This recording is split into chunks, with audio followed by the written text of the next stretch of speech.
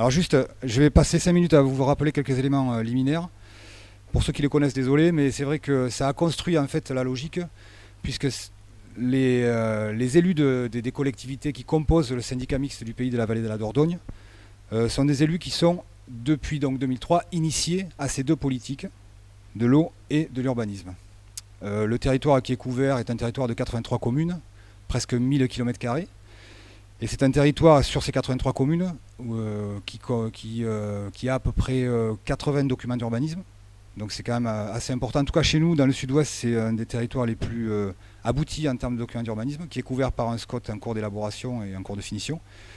Et à ce titre-là, je vais vous montrer que finalement les documents d'urbanisme sont des documents qui ne sont plus des documents d'urbanisme, en fait, ce sont des documents d'aménagement du territoire, puisqu'on parle d'urbanisme. Aujourd'hui, dans un PLU ou dans un SCOT, on parle d'urbanisme à peu près sur 5-6%, même pas, des domaines qui sont couverts par ces démarches de planification.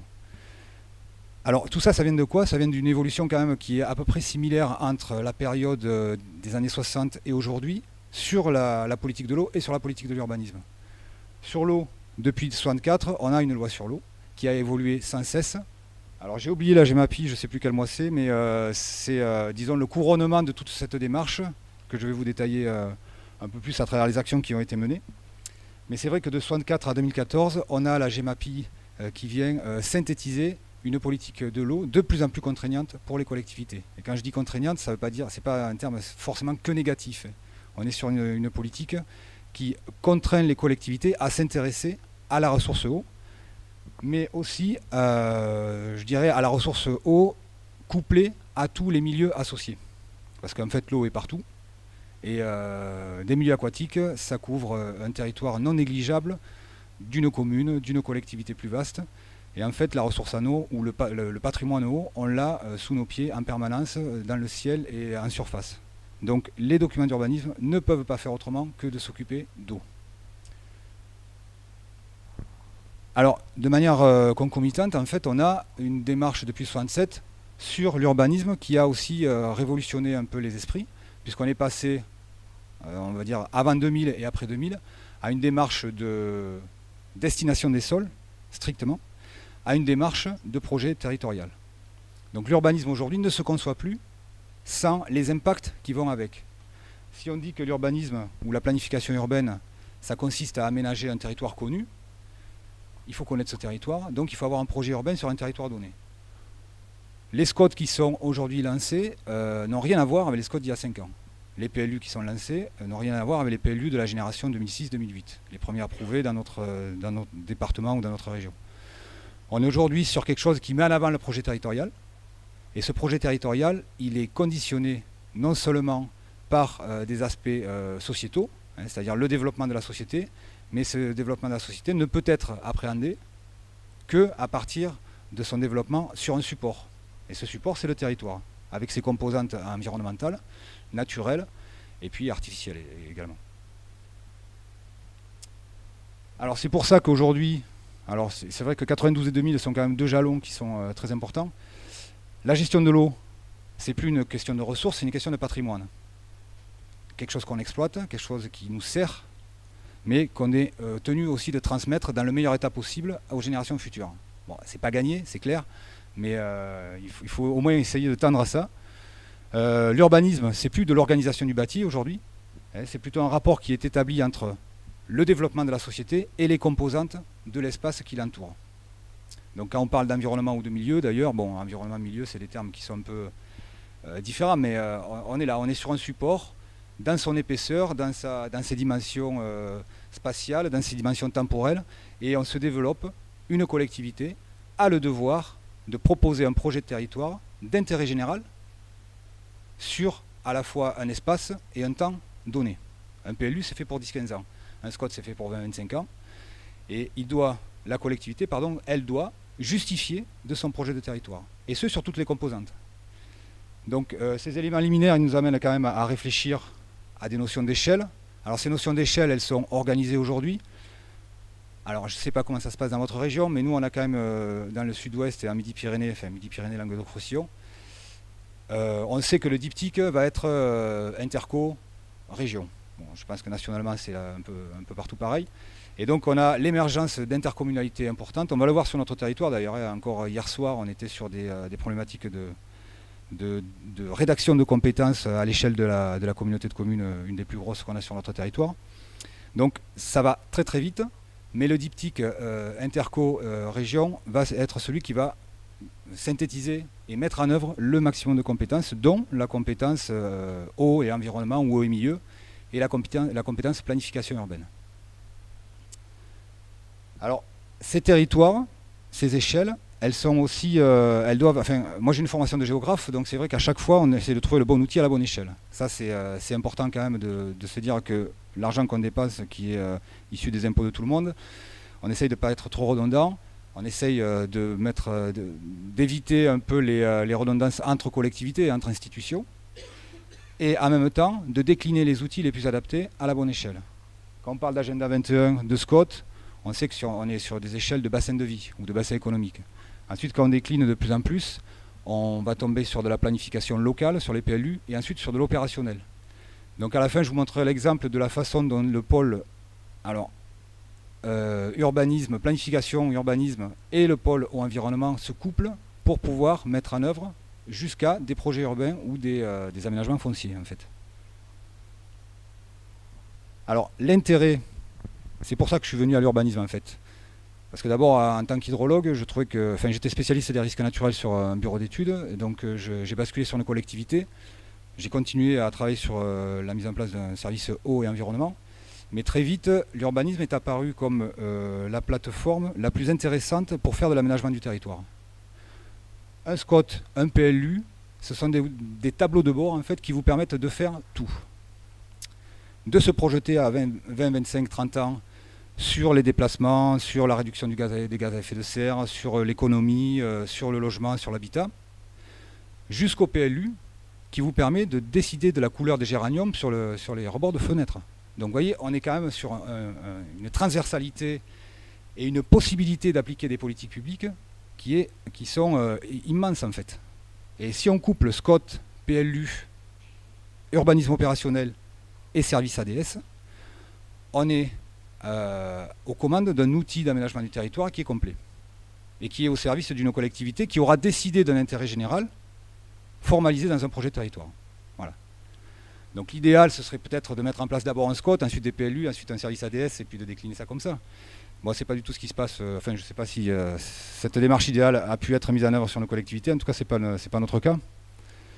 Et tout document d'urbanisme donc permet ça, d'avoir cette commande sur l'aménagement du territoire, et en plus de le justifier et de le légitimer à travers différents outils, comme par exemple l'évaluation environnementale, qui est obligatoire, mais surtout sur une concertation publique poussée. Alors en plus, l'esprit de cette concertation, et c'est là où c'est intéressant, les formations que je donne sur l'urbanisme, maintenant j'arrive plus avec le code de l'environnement que le code de l'urbanisme, qui est plus gros, qui est plus compliqué à lire. Mais c'est vrai que l'esprit de la concertation qui a lieu dans les PLU, c'est un esprit qui a été développé par le code de l'urbanisme. Les enquêtes publiques Bouchardot sont issues du code de l'environnement. C'est le code de l'environnement qui met en œuvre la concertation la plus poussée qu'on retrouve dans les documents d'urbanisme. Donc la concertation avec le public, la consultation des personnes publiques associées, l'enquête publique qui est un élément de démocratie en fait, le contrôle de légalité, les recours, tout ça, ça permet de donner à un PLU ou à un SCOT approuvé. Alors il y en a beaucoup d'attaqués et d'annulés, mais ça permet de lui donner une légitimité totale. Et c'est vrai que à ce titre-là, le schéma de cohérence territoriale, il se trouve à la croisée des chemins. Donc moi j'explique tout le temps aux élus qui seraient encore réticents à faire des documents d'urbanisme que c'est un investissement utile pour garder une certaine autonomie de territoire et pour pouvoir digérer et mettre en œuvre les politiques publiques qui viennent d'en haut, européennes ou nationales, adaptées aux enjeux de leur propre territoire qu'ils auront formalisé dans un projet. Voilà. Donc cette interface-là, elle permet de travailler notamment aussi sur l'application des politiques liées à l'eau et à l'environnement. Les territoires qui n'ont pas de SCOT sont des territoires qui, à partir du 1er janvier 2017, ne pourront plus assurer un urbanisme autonome sans une dérogation préfectorale. Donc en fait, ne pas faire de documents d'urbanisme et ne pas faire de documents de planification plutôt comme les SCOT, c'est perdre un peu son destin. et laisser même l'instruction, enfin pas l'instruction, mais la décision des permis de construire au préfet. Donc ça applique à partir du 1er janvier 2017 la règle de constructibilité limitée. C'est-à-dire que toute commune qui n'est pas couverte par un SCOT ne pourra pas décliner de permis de construire sans l'avis express de l'État. Voilà. Alors, on se retrouve donc avec il y a des porteurs de sages dans la salle, il y a des représentants de collectivités, il y a des représentants d'institutions, mais tous ces gens-là peuvent se retrouver sur une plateforme qui est assez bien formalisée, avec une méthode de travail qui est relativement transversale et intéressante autour du SCOT. Alors, entre le code de l'environnement et le code de l'urbanisme, il y a une différence fondamentale, c'est que le code de l'urbanisme décline des outils, propose des méthodes avec des process très précis qui sont tout le temps validés par soit des mises à l'enquête publique, soit des évaluations environnementales, soit des avis de personnes publiques associées. Donc c'est assez bien cadré. Le code de l'environnement, c'est plutôt le bazar pour décliner les outils qui sont proposés. Enfin, en tout cas, nous, dans notre région, le SRCE, il n'y avait pas de méthode, l'application est délicate. Sa prise en compte, c'est un terme qui est juridiquement très flou, en fait. Que dire sur les évaluations environnementales, pas de méthode non plus. Donc c'est les bureaux d'études qui produisent de la méthode.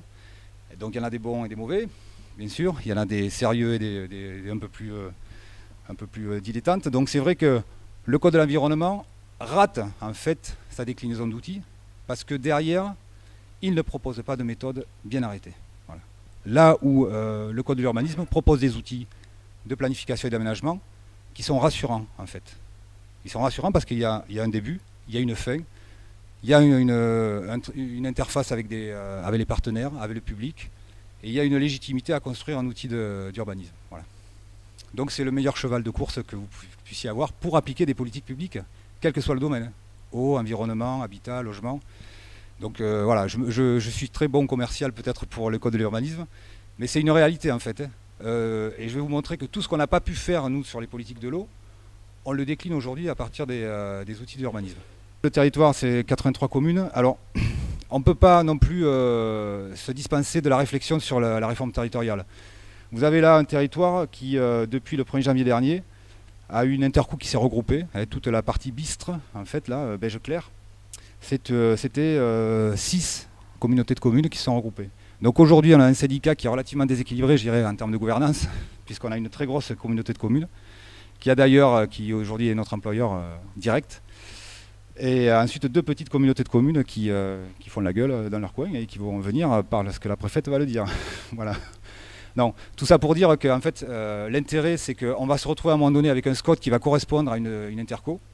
Et on pourra se poser à ce moment-là, là où le code de l'urbanisme est peut-être sans défaut, c'est qu'il propose trop d'outils et que le PLU intercommunal, en fait, dont c'est la grosse communauté de communes à la compétence de droit, va se retrouver sur le même périmètre que le SCOT. Donc ça va poser quelques petits soucis de... Alors sur la richesse de l'historique de ce territoire, c'est vrai qu'en 1928, il y avait déjà un syndicat des berges sur la Dordogne lautoise, et qui a travaillé surtout à de l'enrochement, à de l'artificialisation, à de la protection des terres agricoles sur la Dordogne, qui est une rivière très sauvage en fait. Donc c'était pas un processus très vertueux sur cette rivière-là. Et depuis 1981, on a un territoire qui s'est structuré d'abord sur un syndicat qui couvrait juste la Dordogne, ensuite un pays voiné qui a couvert une partie du territoire, un syndicat mixte, le CIMAGE, qui a gagné un peu, et au final le syndicat mixte du pays qui a couvert l'ensemble du territoire, c'est-à-dire une rivière principale, un tronçon de rivière et les affluents. Alors c'est une entité administrative, hein, ça reste une entité territoriale, et ça pose un problème de contradiction avec la politique de l'eau, puisque la politique de l'eau est basée sur des entités, sur une territorialisation par bassin versant. Alors par contre, ce qui est intéressant, c'est que la déclinaison des compétences qui ont été déléguées des communautés de communes aux syndicats, elles ont un esprit très bassin versant, puisque libre écoulement et amélioration de la sécurité publique, on était donc sur le lit des cours d'eau et sur les activités liées aux cours d'eau d'Ordogne, notamment la sécurisation des parcours canoës. La prévention des inondations et la maîtrise des ruissellements, on gagne la vallée et les versants. Et ensuite, dès 2007, on a pris donc la compétence qui était une compétence plutôt écoulement et inondation, a été complétée par une compétence préservation des milieux aquatiques, avec une notion qui était déjà qui commençait déjà à être un peu sur la place publique, c'est la trame verte et bleue. La fonctionnalité des milieux aquatiques, là on est vraiment sur une zone humide par exemple. Le rôle tampon d'une zone humide, comment je remets en marche le rôle tampon d'une zone humide.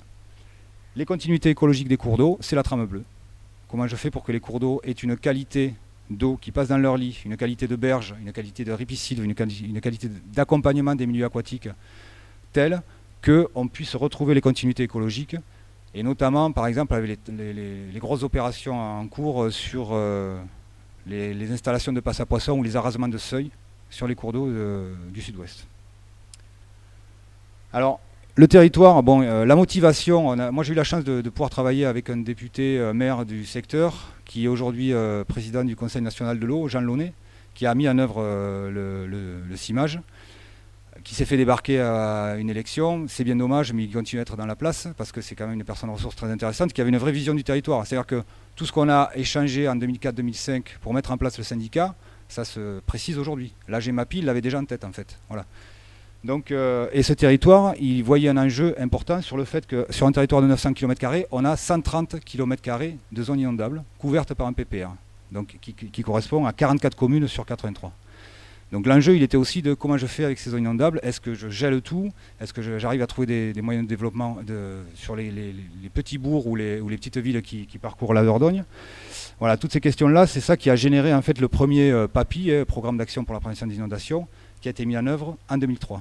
Et aujourd'hui, on est au 3e programme. Alors le ministère nous a sommé que ce soit le dernier.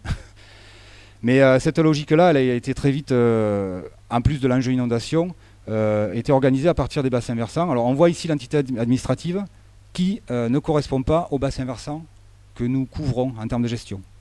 Donc la prochaine étape, 2016-2017, c'est la transformation en épage sur ce contour-là coloré, que vous voyez là. Avec une ambiance politique qui est assez consciente que c'est une évolution logique. Voilà. Donc le futur établissement public d'aménagement et de gestion des eaux devrait prendre le SMPVD plus toutes ces têtes de bassin. Alors là, pour revenir juste sur le service tel qu'il est organisé, la planification urbaine et l'eau et l'environnement, ce sont des moyens à mettre en œuvre. Alors il paraît qu'on a la chance, sur un territoire rural comme le nôtre, on est quand même dans un endroit assez désert. Hein. Je veux dire, là, 83 communes, 1000 km², voilà, on est péniblement à 50 000 habitants. Donc la ville la plus grosse, elle fait 4500 habitants. Donc c'est vrai que quand je compare avec d'autres territoires ruraux où on a un chargé de mission SCOT et un technicien rivière sur le même type de territoire, nous on a la chance, enfin moi j'ai la chance sur les deux pôles d'avoir une quinzaine de personnes. Donc 4 techniciens rivières avec une ingénieure environnement, ensuite 4 instructeurs ADS, 2 urbanistes, une juriste, un chef de service. Enfin bon, voilà, donc ce déploiement de moyens, qui me semble en plus insuffisant hein, pour les ambitions qu'on porte, il est apparemment exceptionnel sur un territoire comme le nôtre. Hein. Donc tout ça pour vous dire que la structuration, elle se couple de deux manières. La planif urba, on l'entend avec un triptyque de 3 services que sont la planif, PLU SCOT, l'ADS, l'application du droit des sols, et entre les deux, l'urbanisme opérationnel, c'est-à-dire l'urbanisme qui permet de décliner du projet urbain. Voilà. Donc ce sont les quartiers, les lotissements, les zones AU à mettre en œuvre, les orientations d'aménagement. Et tout ça, couplé avec une surveillance, je dirais, du pôle eau et environnement, à travers des programmes qui sont soit déjà conventionnés, comme le PAPI ou les plans pluriannuels de gestion des eaux, soit du conseil ponctuel. Voilà. Et c'est vrai que le eau et milieu, qui va être donc aujourd'hui un service intégré à la planif urbaine, on a 3 techniciens rivières, la juriste, il me manque quelqu'un là, il me manque Audrey, l'ingénieur environnement, chef du service. Voilà. Et les programmes d'action qu'on a, que l'on décline, ils sont transversaux en fait avec l'application, la mise en œuvre des PLU. La continuité écologique, elle demande des emplacements réservés à travers les PLU. Les programmes d'action sur la prévention d'inondation, c'est obligatoirement quelque chose qui se fait dans le respect du PPR, qui est aussi transcrit dans un document d'urbanisme. Les plans pluriannuels de gestion des cours d'eau, on travaille sur la ripisylve. Donc si une commune met en place un espace boisé classé, c'est pour protéger la ripisylve. Et à ce moment-là, même nous, quand on arrive pour couper des arbres, il faut déposer une demande à la mairie, par exemple. Donc tout ça, c'est couplé. Et ça permet à la fois du contrôle, de la pérennisation d'action, Et on s'aperçoit en fait que par exemple sur les PPG, les plans pluriannuels de gestion des cours d'eau, à les transcrire à travers les documents d'urbanisme, on arrive à alléger la charge de travail. C'est-à-dire qu'avec l'information suffisante dans les documents d'urbanisme, on est capable aujourd'hui de passer de programmes qui faisaient des rotations de 3 à 5 ans à des rotations de 5 à 8 ans. Tout ça parce qu'en mettant en œuvre des espaces boisés classés, ils sont plus préservés, il y a moins de coupes sauvages, il y a moins d'embâcles dans la rivière, et donc finalement, petit à petit, le couplage urbanisme et gestion de l'eau fait son œuvre et allège la charge pour la collectivité. Voilà. Donc ça c'est assez intéressant, et c'est pareil pour les zones inondables. Donc l'évaluation environnementale, c'est pour moi un outil de surveillance intéressant, c'est-à-dire que dans la démarche d'urbanisme, depuis 2004, on a l'obligation donc de mettre en œuvre pour tout projet ou aménagement, soit une évaluation environnementale, soit une étude d'impact. Donc l'étude d'impact, c'est plutôt pour les projets particuliers, ponctuels. L'évaluation environnementale, ça correspond en fait à la même chose qu'une étude d'impact, mais pour des documents d'urbanisme, pour des projets de planification, pour des études, je dirais. Voilà. L'évaluation environnementale, elle permet de mesurer l'impact de toute action portée par la collectivité sur tous les domaines. Donc de l'air en passant par l'eau, le bruit, les milieux naturels. Et ce qui est intéressant, c'est quand même sur l'eau, parce que c'est vrai que si on a une notion de ressources ou de patrimoine, a fortiori de patrimoine, il faut quand même pouvoir se demander quel va être l'impact de l'imperméabilisation des sols, du développement d'un lotissement, de la mise en place d'un pluvial. Est-ce que ce pluvial est bien dimensionné pour être réceptionné par le bassin versant Laval? Donc ça, c'est des questions terriblement d'actualité, mais ce sont des questions qu'il faut se poser quand on est un aménageur du territoire. On ne peut plus aujourd'hui faire de l'urbanisme sans se poser toutes ces questions qui vont jusqu'à, à travers un SCOT ou un PLU, sur si je mets un lotissement ici, combien de temps la personne va mettre pour aller à son boulot? Est-ce que je suis dans une logique de réduction des gaz à effet de serre et de temps de déplacement ou pas? Voilà. Et si ce n'est pas justifié, l'ADREAL peut émettre un avis défavorable. Enfin, l'État, plutôt, peut émettre un avis défavorable sur le document d'urbanisme. Et si c'est justifié, il faut qu'ensuite la collectivité puisse mettre en œuvre des mesures d'évitement, de compensation ou de réduction, si jamais elle maintient l'aménagement qu'elle veut faire. Donc obligatoirement, quand on fait de l'urbanisme, on est obligé d'avoir le code de l'environnement à côté sur son bureau, et obligatoirement, quand on fait un PLU, on est obligé de faire une évaluation environnementale. Voilà. Alors les trames vertes et bleues, pour moi, c'est l'Eldorado. Je pense que c'est le prochain maillage du territoire qui va permettre de constituer une sorte de socle commun entre toutes les politiques de préservation des milieux naturels. Natura 2000, SNIEF, ENS, RNR, tout ça. Toutes ces démarches et ces actions plus ou moins ponctuelles qui fédèrent des partenaires diversifiés, ça peut être synthétisé à travers la mise en place des trames vertes et bleues. Avec les corridors, avec les réservoirs de biodive, on peut arriver à ce que la collectivité, à travers son projet de territoire, pose un regard d'aménageur et donc de préserveur aussi, de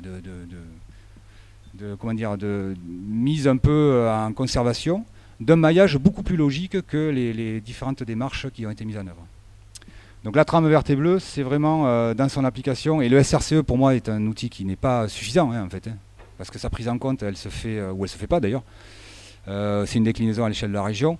Nous, quand la région Midi-Pyrénées nous dit, moi l'enjeu du SRCE c'est de faire passer le loup du Massif central aux Pyrénées, il est clair que sur un SCOT ou un PLU, quand on fait des trames vertes et bleues, on ne regarde pas, l'enjeu du loup entre le Massif central et les Pyrénées, c'est pas tout à fait celui du maire d'une commune de 150 habitants qui est obligé de faire une trame verte et bleue pour autre chose, pour les chevreuils, les sangliers, le cerf ou autre. Voilà.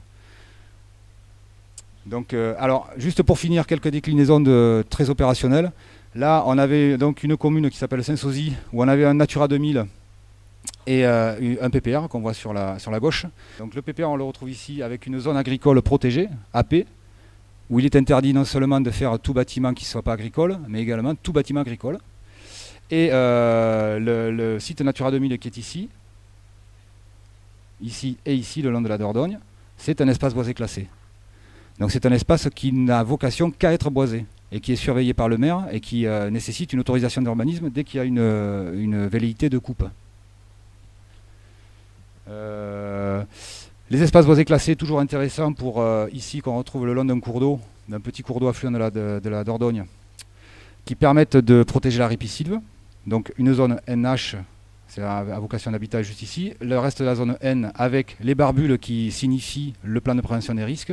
Et à l'intérieur, un système de bocage qui à la fois est valorisant pour le paysage, puisqu'on a un système bocager en casier, et qui est aussi intéressant pour la zone inondable, puisque les haies d'arbres qui sont maintenus et préservés permettent de faire fonctionner la plaine d'inondation en casier. Donc ça déborde, ça reste un peu, les courants sont cassés, ça met du temps à revenir sur le lit, et ça permet donc de tamponner les crues de ce cours d'eau sur le village à l'aval. Et également des emplacements réservés qui ont été mis en place pour des bassins d'orage à l'amont du petit village sur la même commune. Alors l'intérêt aussi pour la gestion de l'eau, c'est en fait, la mise en carte. La spatialisation est intéressante parce que quand on a de la donnée, un système d'information géographique, on peut en faire beaucoup de choses. Et notamment là, le PLU intercommunal d'une de mes communautés de communes, qui a mis en œuvre des buffers pour regarder si la défense incendie était suffisante, et qui ensuite a décliné une défense incendie à partir des réseaux d'irrigation, donc avec des tuyaux beaucoup plus gros, de la pression plus importante, de l'eau pas potabilisée, c'est quand même plus intéressant pour éteindre des incendies, c'est moins cher surtout.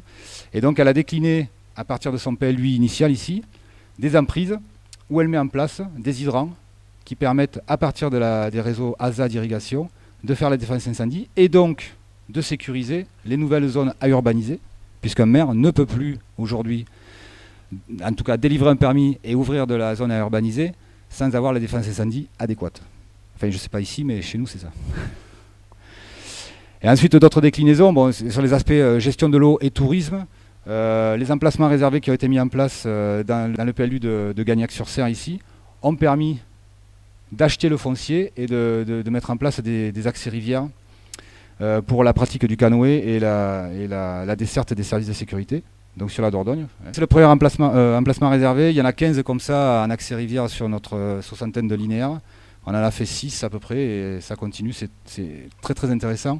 Ça fait des ouvertures paysagères sur la Dordogne qui était une rivière qui se fermait au niveau de la végétation. Donc ça résout pas mal d'enjeux convergents. Et ensuite la déclinaison opérationnelle, puisque le service eau et milieu travaille sur les périmètres de protection de captage, sur les pluviaux des zones à urbaniser avec les dimensionnements. Donc réfection d'ouvrages sous-dimensionnés à travers les villages, la mobilisation de champs d'expansion de crues, la précision de certaines données sur le PPR pour voir si des permis, notamment en zone agricole, sont possibles, et le redimensionnement des pluviaux. C'est des travaux qui sont aujourd'hui sollicités, enfin des conseils plutôt qui sont aujourd'hui sollicités, et qui demandent en plus une instruction administrative derrière. Les dossiers loi sur l'eau sont des dossiers relativement complexes. Donc c'est vrai que les techniciens rivières comme les deux cadres du service au environnement, on participe aujourd'hui à un conseil permanent auprès des collectivités qui, soit dit en passant, n'ont plus aucun moyen autre que cela. Parce que nous, chez nous, en tout cas dans le Lot, le conseil général n'a pas de service technique. La région n'en parlons pas, la DDT, elle n'est plus là. Donc du coup, c'est vrai que sur ces aspects d'AMO, en fait, c'est de l'AMO, de l'assistance à maîtrise d'ouvrage, on est aujourd'hui les plus présents en termes de communauté de communes ou de syndicats. Voilà. Ensuite, la notion de ralentissement dynamique aussi qui est une notion importante avec la mise en place de plateformes ou de nous. Dès qu'on a une urbanisation qui peut avoir un certain impact sur la gestion de l'eau et sur la gestion des pluviaux, il est important de pouvoir mettre en place des mesures d'accompagnement, notamment le ralentissement dynamique, qui est un moyen d'éviter le pire. Et ensuite, ça a été fait hier en fait. Donc c'est le dépliant qui va être mis en place dans chaque guichet de mairie, à l'attention des pétitionnaires de dépôt de permis de construire. Et sur ce dépliant, on a toutes les règles à suivre, les questions à se poser pour un permis de construire, mais également sur le risque inondation, comment je prends en compte le PPR et pourquoi je le prends en compte. Voilà. Toujours se poser la question pourquoi, comment. Je crois que j'ai à peu près fini.